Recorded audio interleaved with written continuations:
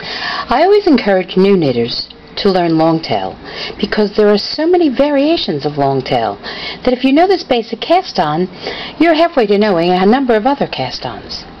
The second thing is, I always say, I know at least 40 cast-ons, so there's at least 40 ways to cast on. When I hit 40, I thought I knew them all, but every time I think I know them all, I'm learning a new cast-on. I've just recently learned another variation of a long tail cast-on called the Austrian. You start the same way you'd start many a long tail. Oops, let me get that right. With a tail. Here's my tail, which comes over the thumb, a bridge from the thumb to the index, around the index. The yarn's held with the lower 3 fingers of your hand. You can start with a slip knot. I generally start with just a twist. This variation of long tail is called the Austrian cast-on, and it is very, very similar to a basic long tail. You go into the stitch as you would for long tail, but instead of picking up this stitch, you pick up the back stitch. And you can see what that does right now. It creates a twist. See that twist right in there in the middle?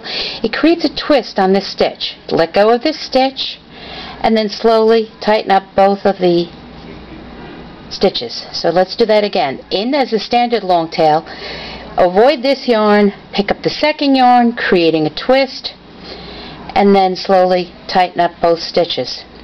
This creates a first row with a twisted stitch. And a first row with a twisted stitch is kind of an interesting thing to have. There are 2 reasons. One, a twisted stitch will, because it changes the tension on row 1, and if you want to understand this, you can read Tech Knitter's blog on about why stocking knit behaves as it does. It has to do with the arms and heads, as she calls them, the stitches. This changes the tension on the arms, and because it changes the tension on the arms, will help with rolling and help reduce rolling. But the second thing it does, these twisted stitches are very frequently used in Austrian whitework where there are small 1 or 2 stitch cables of twisted stitches on a stockinette background. And by creating a twisted base, it makes it much easier for you to proceed with twisted stitches. So your twisted stitches start right from the end. So this is the Austrian cast-on. In as a standard, pick up the back loop to create a twist on what I call row 0, because it's not really row 1 because it's part of the cast-on, but because this kind of cast-on creates 2 rows, it's not really cast-on row either, is it? So row 0 gets a twist, and there is the Austrian cast-on. I have to thank Dizzy Mama on Ravelry, who asked a question about this and specifically asked me since I know about cast-ons.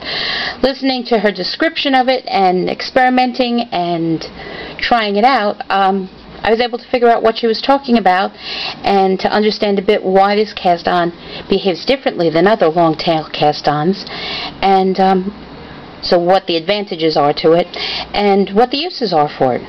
So if you know long tail, here's another variation of long tail.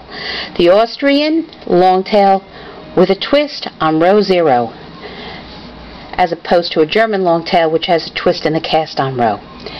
In, picking up the back loop to create the twist, and then slowly tightening up both. You'll see, it's very difficult to see the twists here. If I stretch them out, I don't know if you can see them, if I can get the focus right. But it does create a twisted stitch, which does create different tension, will help minimize rolling for proceeding in stockinette, but also is the perfect base for Austrian-style twisted textured cables that have become very popular. So now you have another version of a long tail cast-on. Thanks a lot.